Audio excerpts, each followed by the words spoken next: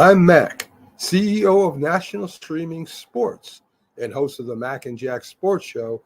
You're watching the Sharp-Dressed Man and the Big Story Breaker, Robert Butler, on SportsScope, Monday through Friday at 8 p.m. Eastern on National Streaming Sports. Thanks. All right, everybody. This is part one of today's program. Today is the 7th of May. I hope you got your real ID done. You can't fly not unless you have that done, that or a passport. But anyways, today is May 7th, and there's only going to be about 20 minutes of this part of the recorded program. I decided to go ahead and record this because I went 40 minutes with Jeffrey Deskovic on Monday. We get in a little bit of our predictions of round 2 of the playoffs. We talk about that. Very good insight, good storytelling. So stay tuned for that. That'll come directly after this. Okay. So I want to give everybody a heads up. This is only going to be about 20 minutes. So I'm going to have to go pretty fast. As you heard that intro, on a more somber moment note here, that was, as you heard, the National Streaming Sports founder, John McGraw, better known as Mac. And unfortunately, Mac had passed away this past weekend.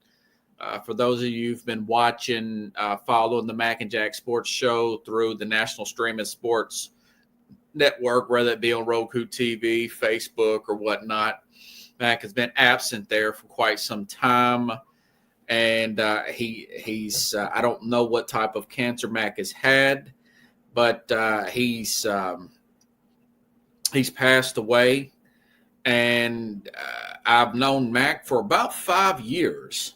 And he had a dream of getting a national sports talk show that envisioned a podcast live stream. And then he envisioned a podcast, a live stream talk show, kind of like myself here, and I met Linda online, his wife, widow there now, online, and she reached out to me and wanted to add me to their platform, and I ended up doing a show with him and Jack for a few years. And I want to say about 3 years. I used to do the Mac and Jack Big Sports Show, 30 minutes on, and I thought Mac was just a really hardworking guy. Him and Linda both driven. They had this. It used to be called the Northeast Streaming Sports. Then it spread it out, and you got a guy like me. I'm in the South here in Nashville, and you got guys all over the country here. That's part of their program now, and it's really blossomed into something because he's a very hardworking guy. They got big names that I could only dream of imagining them having on their program. Phil Simms, we met Jim Jeffcoat through him. I met Keith Engel through Mac, who helped me get this background set up, showed me how to go about doing that with getting a green screen. This StreamYard was recommended by Mac, so I owe a lot of my success to Mac and Linda for that matter there. Met Sonia Pearson through them as well. Jamie, the Philly sports guy who's getting well known. Jamie was on a show with Skip Bayless the other day, so he's really coming up. And I kind of went off my notes a little bit, but anyways, back to my notes here. It's just one more death to a person in their prime from cancer. And, I wrote down some notes here. And for those of you who follow my program, I've mentioned people like Bernie McGurk, who worked with Don Imus years ago. He was a sidekick. Then he had a show, Bernie and Sid, really big in New York City. Listen to the podcast. Very funny. They finally get their show going. He's like 60, 61, but the guy's in great shape physically, thin, quick on his feet, funny guy, and gets cut down. He gets prostate cancer, and they think he's going to recover, and he doesn't. He died a few years ago.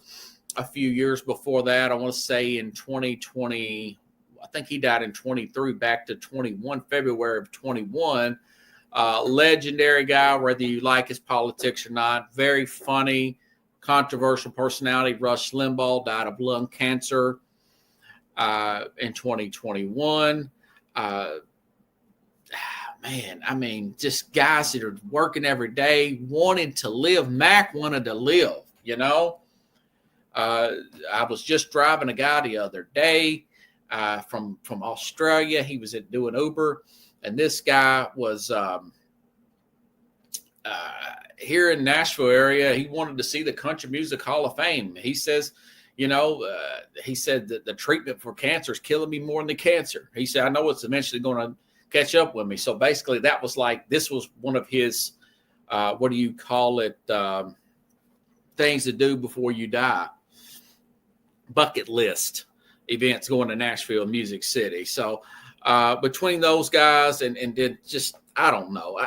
I got to thinking about all this over the past few days when I first heard it from Sonia, my friend there, calling me on Saturday.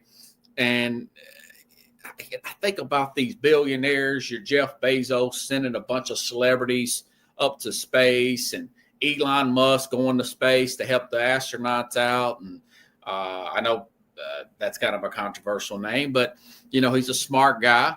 Elon wanting to, talk about saving humanity and all this stuff. And we got an ambitious president here in America. And I'm thinking, this is the second leading cause of death in the world. Same thing in the United States. 10 million people a year die of cancer. 10 million people die of cancer. And second only to cardiovascular heart disease. So, that's way more. I think it's like 9 million, something more than the COVID virus. So I do believe that these tycoons, these global elites, your Richard Bransons of the world, also a billionaire, and should get with these governments, not just here in the United States, but around the world. Dan Dave Harris, I met online. Let's Talk Sports. I've talked about him. He had cancer, died. Don't let me forget about my man Dan out of the UK. Add him to that list. But I just think that they should get some kind of cancer research committee together and put the kind of stress and expedient and importance on this. Put that space stuff to the side. I don't have any issue with that, but just put all that to the side and say, let's do something about this. There's too many good men and women around the world being cut down in their pride. And trust me, I'm a spiritual person. I understand we're all going to die at some point. If that doesn't kill us, maybe old age would, but I'd just like to see not cancer, anything but cancer. And I'm glad we've got the research done and we've preserved guys like Magic Johnson with the HIV virus and whatnot. But just get all these elites together with the governments, with the best minds on the planet in the medical research field, and let's get this thing done. Let's stop this cancer. I'm more mad than I am sad. Of course, I'm very sad, John. I wanted to see the network blow up, but not getting on the soapbox about it. But I'm just so frustrated with it. Guys like Stuart Scott with ESPN, one of my favorites, one of my heroes in the sports talk industry, died of cancer taking him out. So, but anyways, get some kind of committee together, and give an annual update of where we are, what we need to do to make that next step to end this disease and get the care for it. Okay. I knew I would end up going longer on that than I expected, but it is what it is.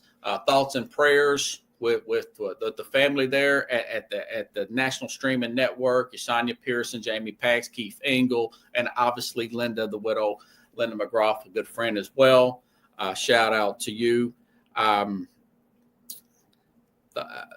with you and the family. Just on some sports stuff here.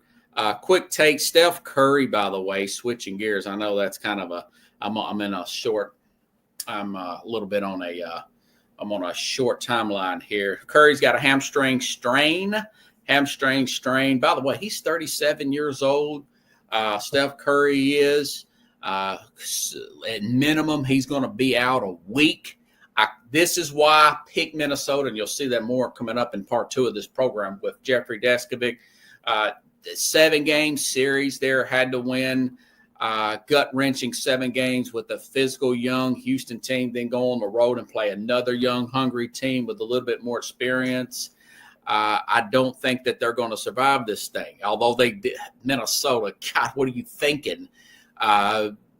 Showed your lack of focus there, having 5 days off there, beating the Lakers in 5, looked a lot like the Dallas series going for them. But my point is 35-year-old Jimmy Butler, 35-year-old Draymond Green, and 37, Steph's playing really well at 37, but now he's injured.